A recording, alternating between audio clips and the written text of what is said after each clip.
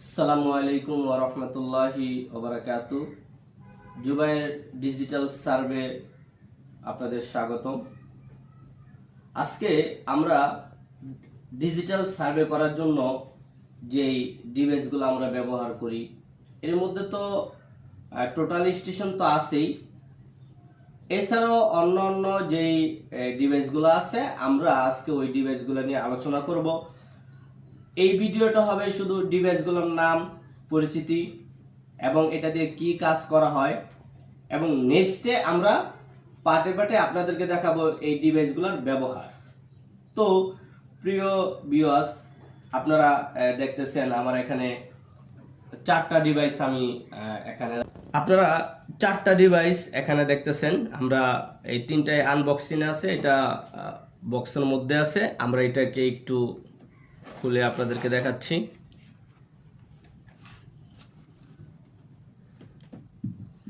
তো এই যে ডিভাইসগুলা এটা ডিজিটাল অ্যাঙ্গুলার, এটা হলো গার্মিন জিপিএস 64। এটা দিয়ে আমরা কোঅর্ডিনেট বের করি। সীমানাগুলো আছে নর্থিং ইস্টিংয়ের মাধ্যমে, আমরা ওই সীমানাগুলোর পয়েন্ট বের করি এই গার্মিন জিপিএসের মাধ্যমে। এটা হলো ল্যান্ড, এটা দিয়ে নর্থিং ইস্টিং বের করি, বা কোনো একটা জমির এই সরাসরি হাইটে গেলে কত মিটার আমরা ল্যান্ড মিটার, কত মিটার আমরা হাঁটলাম, এটা এখানে চলে আসে। পাশাপাশি এই যে একটা জমির ঠিক চারিদিকে ঘুরে এসে যখন আবার এখানেই আমরা দাঁড়াবো, তখন আমরা কি পরিমাণ জমি, কত স্কোয়ার মিটার জমি আমরা এরকম রাউন্ড হলাম এটা দেখাবে। আর এই ডিভাইসটা দিয়ে আমরা অ্যানালগ ক্ষেত্রে এই ডিভাইসটা আমাদের জন্য খুবই উপকার সার্ভে করার ক্ষেত্রে। কেননা আমরা অনেক সময় জমির মাপজোপ করতে গেলে বিভিন্ন বাধার সম্মুখীন হই। এর মধ্যে একটা বাধা হলো যে আমরা একটা জায়গা মাপতেছি, এর ভিতরে ফিতা টানতেছি, কিন্তু মাঝখানে একটা পুকুর চলে আসছে। যে পুকুরটা 400 ফিট 500 ফিট, যদি এরকম লম্বা বিশাল একটা পুকুর হয়, তখন এর মাঝে দিয়ে কিন্তু ফিতা টানা সম্ভব হয় না। তখন ওখানে গিয়ে কিন্তু আমরা মোটামুটি আমাদের মাপ ওই পর্যন্ত আমরা একটা শেষ সীমাবদ্ধ মধ্যে চলে আসি।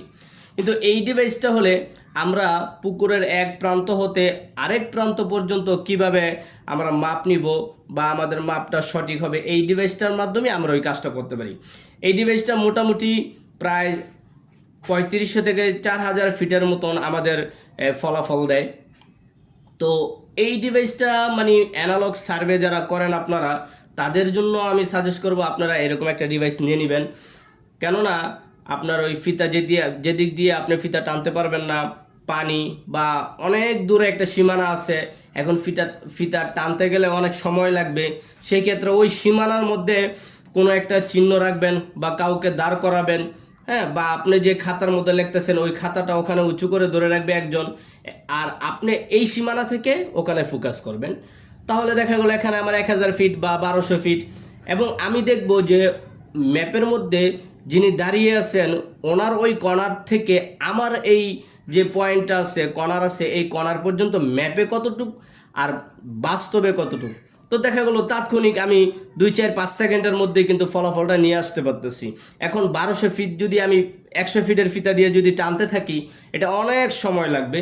তো কাজেই যারা অ্যানালগ সার্ভে করেন, আমি তাদেরকে বলবো যে আপনারা এরকম একটা ডিভাইস অবশ্যই আপনারা একটু ব্যবস্থা করে নেবেন, এতে আপনাদের কাজের সুবিধা হবে।